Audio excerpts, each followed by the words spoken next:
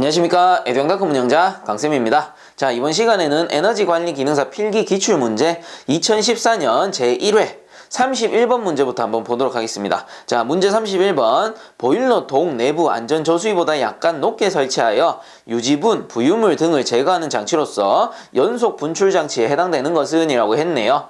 자, 요 31번 문제 같은 경우는 교재 87에서 88페이지 사이에 보시면 나오는 내용이고요. 그리고 우리가 이미 이론 시간에도 한번 다뤘었습니다. 자, 분출장치죠. 분출장치라는 거는 보일러가 이렇게 있을 때 급수 중에 존재하는 이물질을 밖으로 빼주는 장치, 물을 밖으로 빼줌으로써 이물질을 같이 제거해주는 장치를 분출장치라고 하죠. 자, 이때 보일러 여기 하부에다가 설치하게 되면은 요거는 동저부 밑에 있다라고 해가지고 수저 분출장치라고 불렀습니다. 자, 이때 수저 분출장치에서 주로 제거해주는 이물질은 침전된, 가라앉았다라는 뜻이죠. 침전된 슬러지류를 이제 제거를 해주게 됩니다. 자, 그리고 이 동체 하부에서 제거해주기도 하지만 이 동체 위에, 즉 수면 부분에서 여기서 문제에서 얘기하듯이 안전 저수위보다 약간 높게 이렇게 분출 장치를 설치하는 경우가 있죠. 자, 이렇게 설치하게 되면 이건 뭡니까? 수면에서 분출한다라고 해가지고 수면 분출 장치라고 한다라고 했습니다. 자, 그래서 이 수면 분출 장치 같은 경우는 유지류, 물 위에 떠 있는 기름이죠. 유지류, 그리고 뭐 부유물, 물 위에 떠 있는 이물질, 부유물 이런 것들을 제거해 주게 됩니다. 자, 그래서 이 수면 분출 장치 같은 경우는 보일러가 운전되는 상태에서도 가끔씩 이렇게 연속적으로 분출을 해줄 수 있기 때문에 다른 말로는 연속 분출 장치다 이렇게 부르기도 했었죠. 자, 그래서 31번 문제 돌아가가지고 보일러 동 내부 안전 저수위보다 약간 높게 설치하여 유지분, 부유물 등을 제거하는 장치로서 연속 분출 장치에 해당되는 것은 뭡니까? 1번 수면 분출 장치가 되겠죠. 자, 그 다음 32번. 당관 중력 순환식 온수 난방의 배관은 주관을 앞내림 기울기로 하여 공기를 모두 어느 곳으로 빠지게 하는가? 라고 돼 있는데 사실상 뭐 문제의 답은 나왔습니다. 온수 난방이라고 했고요. 공기를 빼주는 곳 어디예요? 불응축가스를 제거하는 팽창 탱크란 말이야. 자, 그렇다면 팽창 탱크 설치를 어떻게 하느냐? 이 온수 난방, 온수 보일러죠. 이 온수 보일러 같은 경우는 물이 거의 가득 차 있을 거 아닙니까? 온수 보일러니까.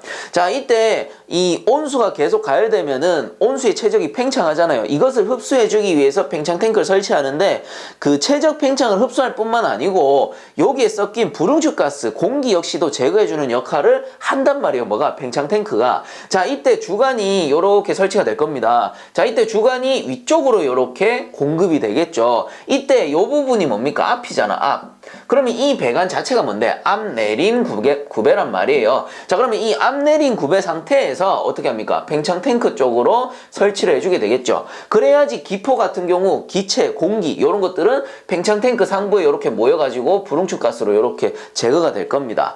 자, 그렇기 때문에 앞내림 구배, 다시 말하면 이 앞내림 구배를 뭐라고 하죠? 진행 방향으로 올린다라고 해가지고 선상향 구배라고도 하는 겁니다. 그래서 이렇게 앞내림 구배로 해가지고 팽창 탱크 쪽으로 연결하게 됩니다. 뭘 하기 위해서? 공기를 빼주기 위해서. 자, 문제에서 말하는 요지는 요거였죠. 공기를 빼주기 위해 앞내림 기울기로 하는데 어느 곳으로 빠지게 하는가? 팽창 탱크.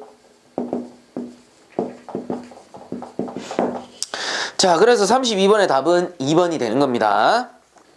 자, 그 다음 33번. 다음 중 보일러에서 실화가 발생하는 원인으로 거리가 먼 것은? 이라고 돼 있죠. 실화가 뭡니까? 불이 꺼졌다라는 소리죠. 연소 도중에 불이 꺼졌다 혹은 불착화됐다 이렇게 이해를 하시면 되는데 한번 보면은 1번에 버너의 팁이나 노즐이 카본이나 소손 등으로 막혔을 때. 자, 그렇죠. 이 막혀있을 때 당연히 불이 안 켜질 겁니다. 안 켜지거나 혹은 실화가 될 수 있겠죠. 그래서 1번은 맞고, 그 다음 2번에 분사용 증기 또는 공기의 공급량이 연료량에 비해 과다 또는 과소하다. 이건 뭡니까? 공연비가 맞지 않다라는 거죠. 공연비가 맞지 않을 경우에도 불착화 또는 실화가 될 수 있습니다. 그래서 2번도 맞고. 자, 그 다음 3번. 중류를 과열하여 중류가 유관 내나 가열기 내에서 가스화하여 중류의 흐름이 중단되었다. 자, 그래서 이 중류의 흐름이 중단됐다라는 건 뭐예요? 연료가 차단됐다라는 소리하고 똑같은 거죠. 그렇기 때문에 실화로 이어질 수가 있습니다. 자, 그래서 1, 2, 3번은 다 맞고, 그럼 틀린 건 4번이겠죠. 4번에 보시면 연료 속의 수분이나 공기가 거의 없다라는 연소됐다라는 거는 완전 연소됐다라는 소리입니다. 완전 연소됐기 때문에 잔류하는 수분이라든가 공기가 없다라는 소리예요. 자, 그래서 33번에 실화의 발생과 거리가 먼 것은 4번. 요 녀석은 완전 연소됐다라고 보실 수가 있는 거죠. 자, 그 다음 34번 두께가 13cm, 면적이 10m의 자승인 벽이 있다. 벽 내부 온도는 200도씨, 외부 온도가 20도씨일 때 벽을 통한 전도되는 열량은 약 몇 kcal/h인가? 그래서 전도 열량을 구해라 라는 소리고요. 열 전도율은 0.02kcal/m/h 도시로 줬네요. 자, 일단은 요 34번에 나오는 공식 같은 경우는 교재 35페이지에 나오는 내용이고요. 자, 거기 교재의 공식을 보시면 열 전도 열량 같은 경우 Q는 람다의 L분의 F 델타 T라고 나옵니다. 근데 우측에 해설해 보면 해설의 공식은 조금 다르죠. 근데 알고 보면 같은 겁니다. 해설에 나오는 공식은 Q는 L을 어디에 붙인 거야? 요 람다 밑에 붙였을 뿐이야. 그래서 L분의 람다의 F의 델타 T 요렇게 구한 것 뿐입니다. 자, 그래서 요게 뭐냐면은 우리가 벽체가 있잖아요. 전도라는 건 뭐죠? 이 벽체 내부에서 고체와 고체 사이의 이동을 전도라고 하잖아요. 그럼 여기에서 여기까지 이동되는 거를 전도라고 하는 거란 말이에요. 자, 그럼 벽체 내부에서 이동하기 때문에 벽체의 두께 요거를 L이라고 합니다. 벽체의 두께 또는 뭐 벽체의 길이 이렇게 말할 수도 있어요. 그래서 단위는 미터가 될 겁니다. 자, 그리고 이 전도되는 그 비율, 전도 열량에 전도율이 있을 거죠. 그래서 전도율을 우리가 람다라고 하고요. 이 문제에서는 0.02 kcal/m/h 도시로 준 겁니다. 자, 그래서 요 조건들을 가지고 이제 푸시면 되는데 이걸 그대로 넣으시면 되는 거예요. 그래서 이 공식을 어렵게 생각하시는 분들이 있는데 열 전도율 같은 경우는 우리가 열 통과율을 주어줬을 때는 열 통과율 K를 가지고 열량을 구했잖아요. 그건 뭐예요? 열 통과 열량이 되는 거예요. 근데 우리가 열 전도율을 가지고 풀고 싶으면은 요 K가 요렇게 바뀌는 것 뿐입니다. 그래서 벽체의 길이가 있을 거고 벽체에 통과되는 전도율이 있을 거란 말이에요. 그래서 길이와 전도율을 넣어가지고 요 K 대신에 쓰게 되면은 이게 열 전도 열량으로 바뀌는 거예요. 그래서 조건이 뭐냐에 따라서 열량의 그 명칭이 바뀔 수 있다라는 거 기억을 해주시면 되겠죠. 자, 그러면 이대로 한번 넣어서 구해봅시다. 자, L 길이가 얼마입니까? 길이가 두께라고 했죠. 두께가 13cm인데 자, 13cm를 뭘로 바꿔야 돼요? 이 미터로 바꿔야 된단 말이야. 그러면 하나, 둘 해가지고 0.13이 되는 거죠. 그럼 0.13m가 되는 거고요. 분의 요 녀석 넣으면 되죠. 열 전도율 0.02 넣으면 되고요. 그 다음 곱하기 F라는 게 면적이죠. 면적은 10m의 자승이네요. 10m의 자승 곱하기 온도차는 200 마이너스 20도씨가 됩니다. 자, 그래서 간단하게 단위 환산 한번 해보면 자, 위에 거는 열 전도율 람다죠. 자, 요거는 단위가 kcal/m/h 도시가 되고요. 그 다음에 요거 벽체의 두께는 뭡니까? 센티미터 우리가 미터로 바꿨단 말이에요. 그래서 요게 미터가 될 거고 요거는 이제 면적이죠. 10m 자승이 될 거고요. 그럼 요거는 온도차 도시가 됩니다. 자, 그러면 요거를 환산 한번 해보면은 자, kcal/m/h 도시잖아요. 그럼 요 m/h 도시는 요 밑에 내려가는 거랑 똑같단 말이야. 그래서 다시 적어보면 자, 요걸 지워버리고요. 요렇게 적을 수도 있어요. 단위를 kcal 위에 올라오고요. 나머지 곱하기 m/h 도시가 내려갈 수 있단 말이야. 그럼 m 곱해지면 뭐가 돼요? 요거 지우고 다시 쓸게요. m 곱해지면 m 자승 h 도시가 되겠죠. 자, 요렇게 이제 단위를 정리하게 됩니다. 그러면 단위를 보기가 훨씬 쉬워졌죠. 그래서 하나씩 지워보면은 면적, 미터 자승 사라질 거고요. 그 다음 온도차, 도시 사라질 겁니다. 그럼 남는 건 뭐예요? kcal/h가 되는 거죠. 자, 이렇게 해서 그 열량을 구해보게 되면은 276.9 kcal/h가 됩니다. 그래서 이 문제에서 말하는 벽체의 열 전도 열량은 1시간당 276.9 kcal가 되겠다라는 거겠죠. 자, 그래서 34번의 답은 3번이 되겠습니다. 자, 그 다음 넘어갈게요. 자, 그 다음 35번 배관 지지장치의 명칭과 용도가 잘못 연결된 것은 이라고 했네요. 자, 요 35번 문제 같은 경우 교재 200에서 202페이지 사이에 보시면 나오는 내용이고요. 자, 그래서 한번 보면은 1번에 파이프 슈 관의 수평부, 곡관부에 지지한다. 맞습니다. 그 다음 2번에 리지드 서포트, 빔 등으로 만든 지지대. 이것도 맞아요. 그 다음 3번에 보시면 롤러 서포트라고 돼 있는데 방진을 위해 변이가 적은 곳에 사용한다라고 돼 있죠. 요 녀석이 틀렸겠죠. 방진을 위해 변이가 적은 곳에 사용하는 거는 브레이스라고 합니다. 그러면 이 롤러 서포트는 뭐냐?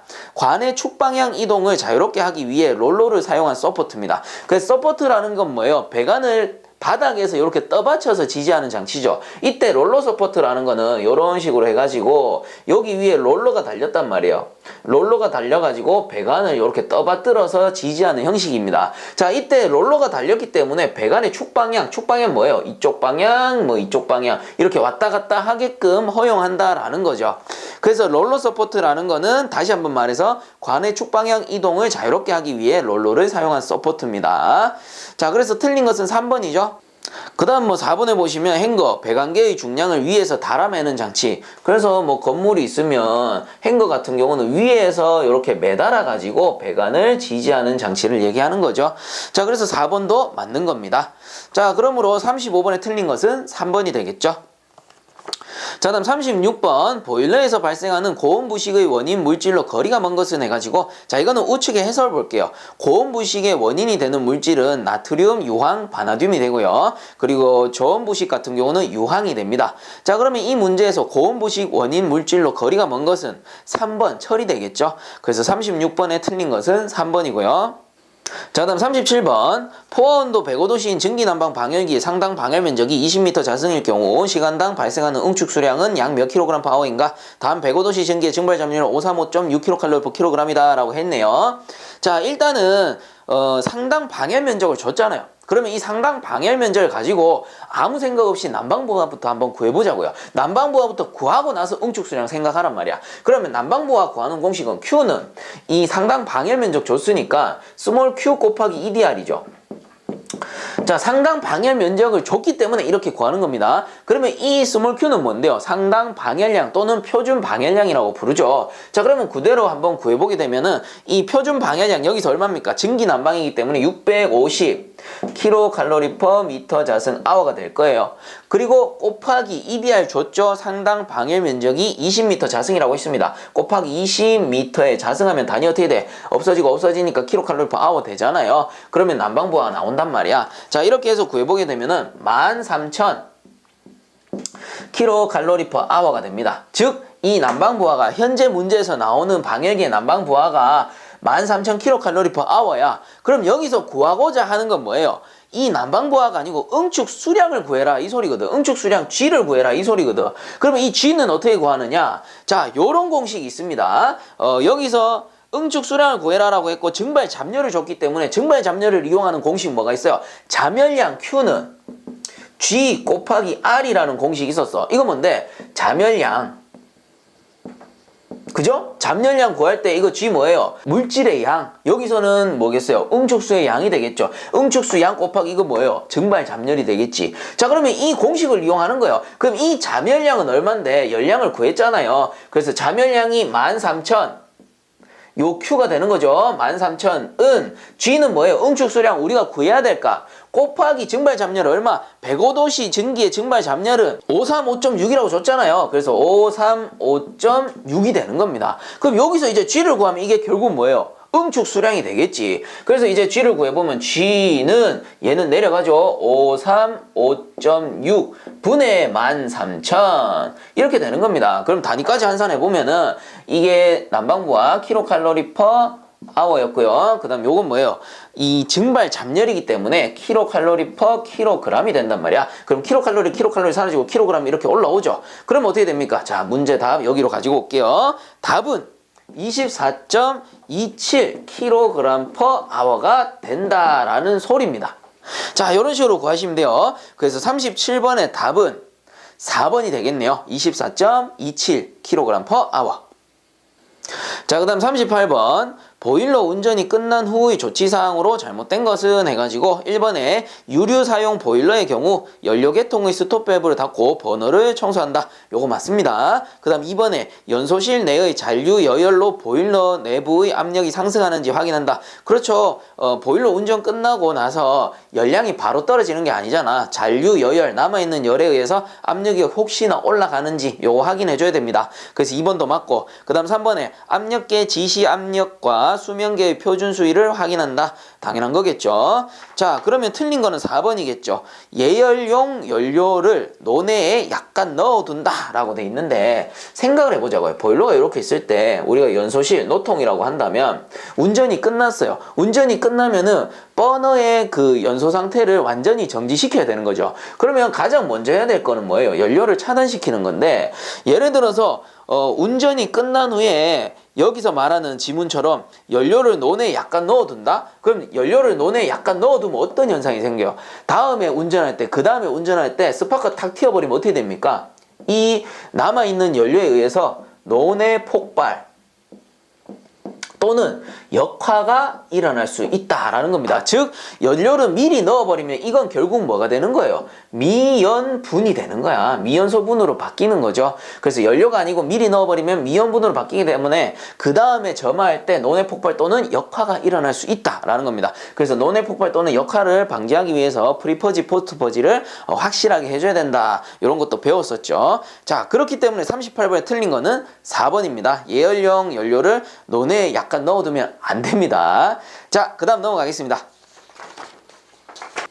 자, 그 다음 39번 문제. 다음 중 난방부하의 단위로 옳은 것은 해가지고, 난방부하 뭡니까? 시간당 발생 열량. 그래서 Q의 단위는 kcal per hour죠. 1시간당 얼마만큼의 열량을 발생시켰느냐. 자, 그래서 39번의 답은 2번이 됩니다. 자, 다음 40번 문제. 보일러 수 처리에서 순환계통의 처리 방법 중 용해 고용물 제거 방법이 아닌 것은 이라고 했네요. 자, 요 40번 같은 경우 교재 176페이지 나오는 내용입니다. 그래서 거기서 한번 다뤄드렸고, 요거를 외우는 방식이 하나 있었죠. 간단하게 외우면 됩니다. 자, 첫 번째 해설에도 나오지만 용존 가스라고 돼 있는데 요게 가스분이죠. 가스분 같은 경우는 어떻게 외우냐? 탈기, 요게 다죠. 탈기, 뭐예요? 탈기법, 기포법입니다. 그 다음 두 번째 나오는 게 현탁고용물. 현탁고용물. 요 녀석 같은 경우는 어떻게 외워요? 여, 침, 응. 그래서 여가법, 침강법, 응지법입니다. 그 다음에 용존 고용물.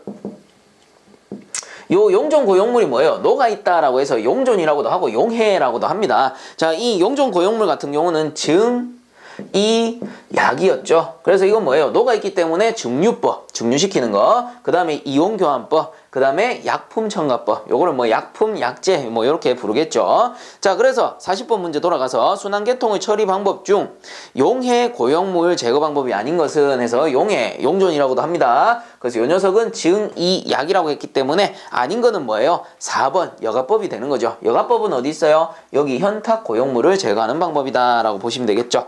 자, 그래서 40번에 틀린 것은 4번입니다.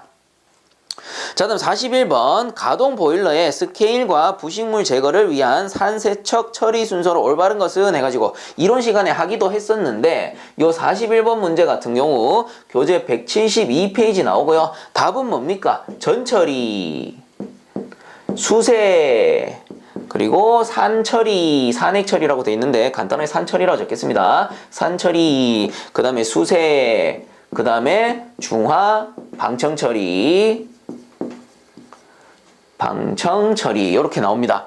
자, 그래서 일단 답은 1번이에요. 그럼 왜 1번이냐? 자, 제가 이 전처리라는 게 뭐라고 했어요? 전처리. 전처리의 사전적 뜻을 읽어보면은 어떤 조작을 하기 전 그 조작에 알맞은 상태로 준비하는 것. 즉, 여기서 말하는 스케일 부식 작업을 하기 위해서 준비하는 거를 전처리라고 하는 겁니다. 그래서 준비를 해가지고 일단은 수세합니다. 뭐예요? 관을 물로 세척하는 거지. 물로 일단 세척해서 기본적인 이물질을 제거해 주고요. 그 다음에 산처리를 하는 겁니다. 산액 처리를 합니다. 산액 처리. 자, 그래서 산액 처리를 하게 되면 이제 안에 있는 스케일, 딱딱한 스케일이나 뭐 슬러지 이런 것들이 녹아가지고 제거가 되겠죠. 자, 그래서 산액 처리 우선 한번 하고 녹여서 불순물을 한번 제거해주고요. 그 다음에 다시 수세 처리합니다. 그래서 덜 제거된 이물질들을 물로 다시 한번 씻어내는 거죠. 자, 그리고 그대로 두면 어떻게 돼? 산액 처리를 했기 때문에 여기서 어떻게 됩니까? pH 농도가 확 떨어진단 말이야. 그렇기 때문에 물로 한번 씻어주고 그 다음 마지막에 뭐합니까? 이 pH 농도를 다시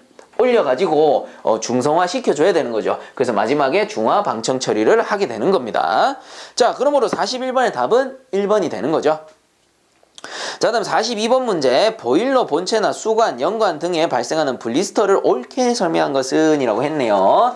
자, 요거 41번 같은 경우 교재 181페이지 나오는 내용이고요. 이 블리스터라는 거는 라미네이션하고 같이 발생하죠. 그래서 일단 라미네이션이라는 건 뭐냐면은 강판 또는 관을 제작할 때, 이 재료를 제작할 때 이상이 발생하는 경우를 얘기하는 거예요. 그래서 예를 들어 강판이다. 요 강판을 제작하는데 강판 내부에 공기가 들어가서 이렇게 공기층을 형성하는 거를 라미네이션이라고 하는 거죠. 그러면 블리스터는 뭐냐? 블리스터라는 건 요 공기층이 열을 받아서 부풀어 오르는 거. 쉽게 말해서 라미네이션이 생긴 요 강판재로 보일러를 만들었어요. 그럼 보일러는 어때? 열을 받는 그 장치잖아. 그래서 열을 받다 보니까 여기 안에 있는 공기층이 부풀어 오르는 거야. 그럼 어떻게 됩니까? 이런 식으로 부풀어 오르는 거지. 이런 식으로 부풀어 올라 버리는 겁니다. 자, 그래서 이렇게 막 부풀어 오르는 거야.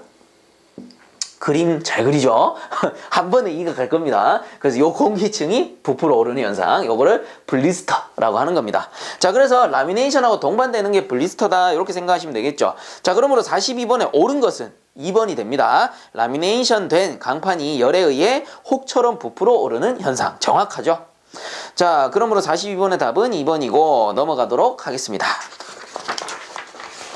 자, 다음 43번. 다음 보일러의 휴지 보존법 중 단기 보존법에 속하는 것은 이라고 돼 있네요. 자, 그래서 이 43번 문제 같은 경우는 교재 173에서 174페이지 보면은 나오고요.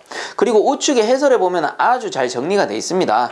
그래서 우측에 해설 한번 보면은 장기보존법 해가지고 건조보존법, 만수보존법이 있는데 이 중에 건조보존법은 석회밀폐건조법, 질소가스 봉위법이 있고 만수보존법은 소다만수보존법이 있다 나오죠. 그리고 바로 밑에 단기보존법 해가지고 건조보존법, 만수보존법 해서 건조보존법은 가열건조법이고 만수보존법은 보통만수법 이렇게 나옵니다. 자, 그렇다면 43번에 휴지보존법 중 단기보존법에 속하는 것은 여기서는 4번밖에 없죠. 그래서 단기보존법 중 건조보존법에 가열건조법이 됩니다. 그러므로 43번의 답은 4번이고요.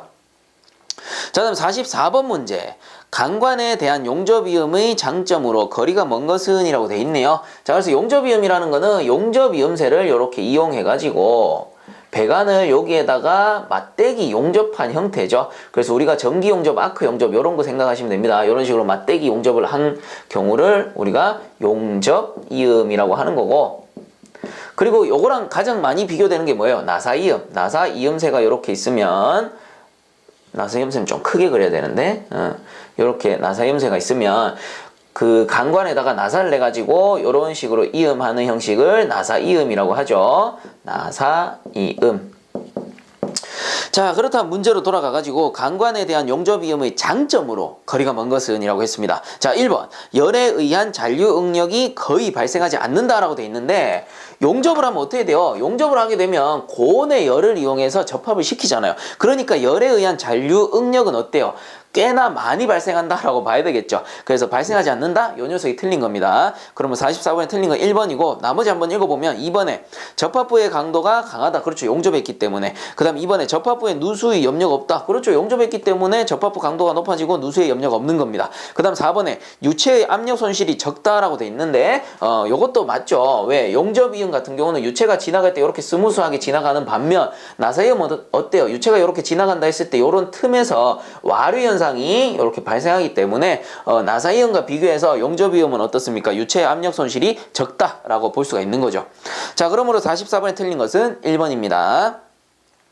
자, 다음 45번. 보온재 선정 시 고려하여야 할 사항으로 틀린 것은 해가지고 이 보온재에 대한 문제 엄청나게 많이 나오죠. 그래서 한번 보면은 1번에 안전 사용 온도 범위에 적합해야 한다. 당연한 소리고, 그 다음 2번에 흡수성이 크고 가공이 용이해야 한다라고 돼 있는데, 흡수성은 어때야 돼요? 작아야 되죠. 왜? 보온재를 다른 말로 단열재라고 하죠. 그래서 흡수성이 커지면은 어때? 열 전도율이 커지기 때문에 흡수성은 작아야 된다. 열의 전달을 막아야 되니까.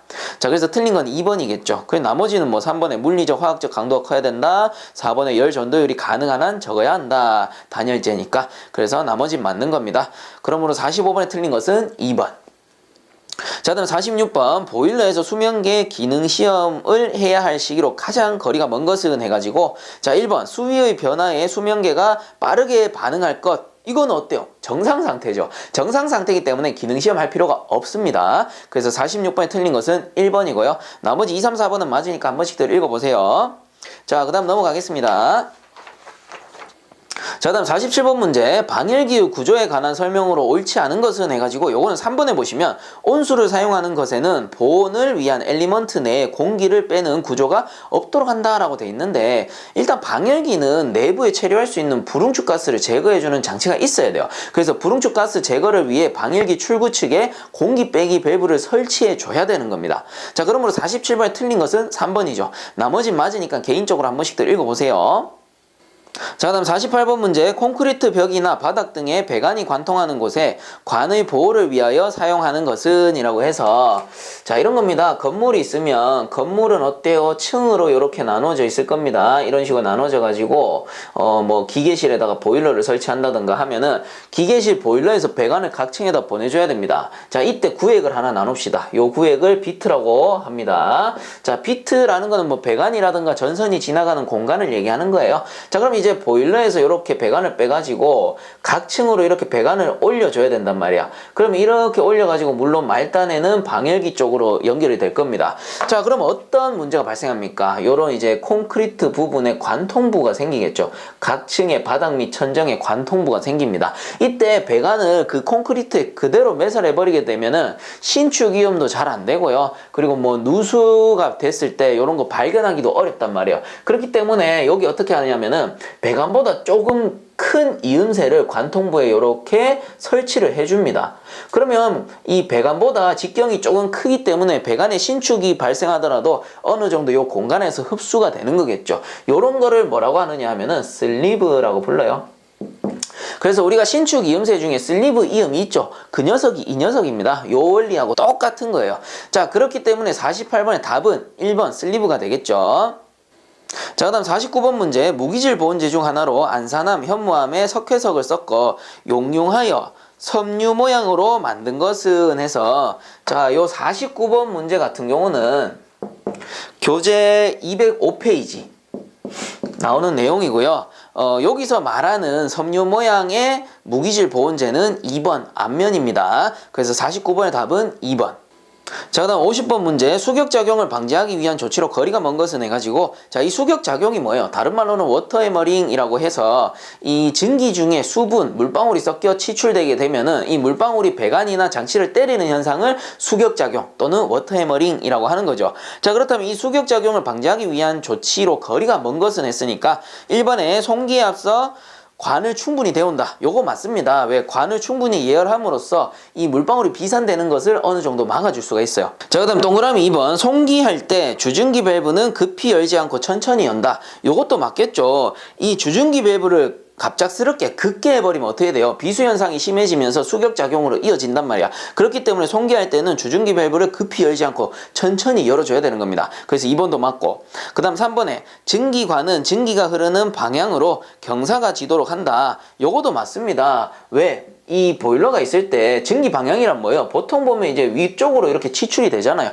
이렇게 이제 위쪽으로 경사지게 구배를 줘야지 증기는 위쪽으로 쉽게 빠져나갈 거고, 혹시 모르는 물방울 같은 경우는 뒤쪽으로 보일러 쪽으로 이제 되돌아오는 형식이 되겠죠. 자, 그래서 2번, 3번 다 맞고요. 그럼 틀린 거 4번이겠죠. 4번에 보시면 증기관에 드레인이 고이도록 중간을 낮게 배관한다 라고 돼 있는데, 증기관 중에 드레인이 고여버리면 어떻게 돼요? 이 드레인이 결국 뭐야? 물방울이잖아. 있잖아. 이 물방울이 다시 증기랑 섞여가지고 워터 해머링, 즉 수격작용으로 이어질 수가 있단 말이에요.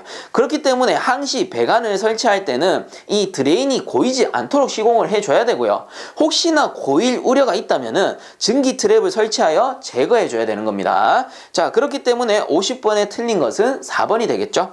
자, 그 다음 넘어가도록 하겠습니다. 자, 다음 51번 일반 보일러에서 온도계를 설치할 필요가 없는 곳은 해가지고 뭐 갈로 안에는 소용량 보일러 및 가스용 온수 보일러는 제외한다라고 돼 있는데, 자, 요 51번 문제 같은 경우 교재 87페이지에 보시면 아주 잘 나와 있습니다. 자, 그래서 87페이지 한 번씩들 읽어보시고 넘어오세요.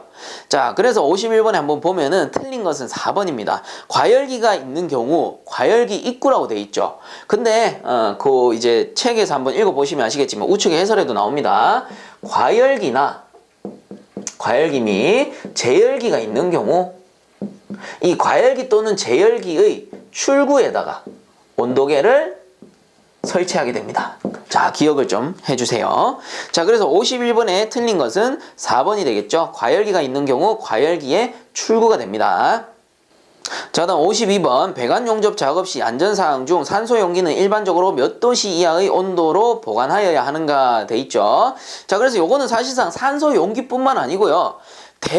거의 대부분의 고압가스 용기는 일반적으로 40도씨 이하의 온도에서 보관을 해줘야 되는 겁니다. 자, 그래서 52번의 답은 4번이 되겠죠. 40도씨 이하. 자, 다음 53번 액상 열매체 보일러 시스템에서 사용하는 팽창탱크에 관한 설명으로 틀린 것은 해가지고, 자, 요거는 3번에 보시면 열매체유 팽창탱크의 설치 장소는 통상 열매체유 보일러 시스템에서 가장 낮은 위치에 설치한다라고 돼 있는데, 예를 들어 이 보일러가 있으면 팽창탱크는 어디에 설치합니까? 보일러에서 거의 최상단에 설치합니다. 그래서 보일러 본체 최상단 혹은 보일러 배관의 최상단에 설치를 해줘야 되는 겁니다. 왜 그래요? 이 팽창탱크라는 거는 온수의 최저 팽창도 흡수하지만 그 다음 중요한 역할이 뭐예요? 불응축가스. 불응축가스를 제거해주는 역할이 있기 때문에 어쩔 수 없이 거의 대부분의 장치 최상단에 설치를 해줘야 되는 겁니다. 그래야지 불응축가스가 위쪽으로 이렇게 빠져나갈 거 아닙니까? 자, 그래서 53번에 틀린 것은 3번이 되겠죠. 자, 다음 54번 문제. 열사용 기자재 검사 및 검사 면제에 관한 기준에 따라 급수장치를 필요로 하는 보일러에는 기준을 만족시키는 주펌프 세트와 보조펌프 세트를 갖춘 급수장치가 있어야 하는데 특정 조건에 따라 보조펌프 세트를 생략할 수 있다. 다음 중 보조펌프 세트를 생략할 수 없는 경우는 이라고 돼 있네요. 자, 그래서 요거는 54번 같은 경우는 교재 154페이지에도 나오고요. 우측에 보시면 해설에도 잘 나옵니다. 그래서 우측에 해설 잠깐 보면은 동그라미 1, 2, 3번 항만 볼게요. 동그라미 1번 전열 면적 12m 자승 이하의 증기 보일러. 그리고 동그라미 2번에 전열 면적 14m 자승 이하의 가스용 온수 보일러. 그다음 동그라미 3번에 전열 면적 100m 자승 이하의 관류 보일러라고 되어 있습니다. 그래서 문제로 돌아와서 보기 보면은 1번에 전열 면적이 10m 자승 이하인 보일러 해가지고 뭐 증기 보일러냐 가스 보일러냐 관류 보일러냐라는 기준은 없지만 중요한 건 뭡니까? 전열 면적이 10m 자승 이하다라는 거는 우측의 세 가지 항에 모두 만족하죠. 왜? 일단 전열 면적이 가장 낮거든. 그렇기 때문에 1번은 생략할 수가 있습니다. 엄청나게 소형이라서 그래요. 그 다음 2번 전열 면적이 8m 자승인 가스용 온수 보일러라고 돼 있죠. 그래서 가스용 온수 보일러 같은 경우는 기준이 어때요? 전열 면적이 14m 자승 이하이면은 보조 펌프를 생략할 수 있다라고 돼 있잖아요. 그래서 2번 같은 경우 전열 면적이 8m 자승이다라고 했기 때문에 14m보다 낮죠. 그러니까 보조 펌프 생략할 수 있습니다. 자, 그다음에 3번에 보시면 전열 면적이 16m 자승인 가스용 온수 보일러. 자, 방금 했어요. 가스용 온수 보일러는 어때? 14m 자승 이하이면 생략할 수 있는데 이거보다 어때? 16m 자승이라고 했기 때문에 초과해버렸잖아. 그럼 얘는 어때요? 보조펌프 세트를 생략할 수 없는 겁니다. 반드시 넣어야 돼요. 자, 그러므로 54번에 보조펌프 세트를 생략할 수 없는 거는 3번이 되겠네요. 그래서 4번 같은 경우는 뭐 전열 면적이 40m 자승인 관류 보일러 해가지고 관류 보일러 같은 경우는 전열 면적이 100m 자승 이하라고 했기 때문에 4번 역시도 보조 펌프 세트를 생략할 수 있다라고 봐야 되겠죠. 자, 그래서 54번에 틀린 것은 3번입니다. 자, 그 다음 넘어가겠습니다. 자, 그다음 55번 문제. 에너지 수급 안정을 위하여 산업통상자원부 장관이 필요한 조치를 취할 수 있는 사항이 아닌 것은 해가지고, 자, 요거 55번 같은 경우는 교재 242페이지에 나오는 내용이에요. 그래서 여기서 이제 조치를 취할 수 있는 사항이 아닌 것은 2번입니다. 산업별 주요 공급자별 에너지 할당. 자, 그다음 56번 문제. 에너지용 합리화법에서 정한 검사 대상 기기 조정자의 자격에서 에너지 관리 기능사가 조정할 수 있는 조정 범위로 옳지 않은 것은 해가지고, 자, 이거는 56번 문제 같은 경우 교재 269페이지에 나오는 표 참고하셔도 되고, 우측에 해설에 나오는 표 참고하셔도 됩니다. 그래서 표에 보시면 뭐 이렇게 해서 하나 쭉 해서 하나 둘 셋 넷 이렇게 나오죠. 자, 이 중에서 뭐 요거는 이제 조정자 자격이라고 돼 있고, 요거는 뭐 조정 범위 이런 식으로 나오는데, 자, 여기서 보시면은 이 밑에서 두 개 칸 있죠. 요 두 개 보시면 요 끝에 에너지 관리 기능사, 에너지 관리 기능사라고 해서 나옵니다. 그럼 요 항목만 그 체크를 하시면 돼요. 그래서 첫 번째 요 항목을 한번 보면은 용량 10톤 per hour 이하인 보일러, 그리고 요 밑에 쭉 한번 읽어볼게요. 증기 보일러로서 최고 사용 압력 1메가파스칼 이하이고 전열 면적 10m 자승 이하인 것, 그리고 온수 발생 및 열 매체를 가열하는 보일러로서 용량 581.5kW 이하인 것, 압력 용기 이렇게 되어 있습니다. 자, 요런 것들은 에너지 관리 기능사로 선임할 수 있고요. 그렇다면 이 선임 조정 범위로 옳지 않은 것은 했으니까 56번에 틀린 것은 1번이죠. 용량이 15톤 per hour 이하인 보일러가 아니고, 여기 세 번째 칸에 나오잖아. 하나, 둘, 셋, 네 개 칸이 있으면 요 세 번째 칸에 나오잖아요. 뭡니까? 용량 10톤 per hour 이하인 보일러입니다. 자, 그래서 56번에 틀린 것은 1번이 되겠죠. 자, 다음 57번 보겠습니다. 저탄소 녹색성장 기본법에 의거 온실가스 감축 목표 등의 설정 관리 및 필요한 조치에 관한 사항을 관장하는 기관으로 옳은 것은, 자, 이거 4번이에요. 산업통상자원부 산업발전 분야. 자, 그 다음 넘어가겠습니다. 자, 그 다음 58번 문제. 에너지법에 의거 지역에너지 계획을 수립한 시도지사는 이를 누구에게 제출하여야 하는가? 자, 요 58번 같은 경우 교재 231페이지 나오는 내용이고요. 그 231페이지 상단 동그라미 3번 항을 참고하시면 됩니다. 자, 그래서 58번의 답은 2번 산업통상자원부 장관이 돼요. 자, 다음 59번 신재생에너지 정책심의회의 구성으로 맞는 것은 해가지고, 59번 같은 경우는 교재 227페이지 어드바이스 참고해주세요. 어드바이스 거기에 보시면 나옵니다. 그래서 59번의 답은 2번 위원장 1명을 포함한 20명 이내의 위원이 됩니다. 자, 그 다음 60번 문제. 에너지용 합리화법상 검사 대상 기기 조정자가 퇴직하는 경우 퇴직 이전에 다른 검사 대상 기기 조정자를 선임하지 아니한 자에 대한 벌칙으로 맞는 것은 해가지고, 자, 60번 문제 같은 경우는 교재 286페이지에 나오고요. 검사 대상 기기 조정자를 선임하지 아니한 때에는 1천만 원 이하의 벌금을 물게 됩니다. 그래서 60번의 답은 1번이 되겠죠. 자, 이번 시간도 여기서 마치도록 하고요. 본 강의가 도움되셨다면 유튜브 에듀앙닷컴 검색 후에 구독과 함께 영상 하단에 보시면 따봉 버튼 있으니까 한 번씩만 눌러주시면 감사하겠습니다. 자, 수고들 많이 하셨습니다.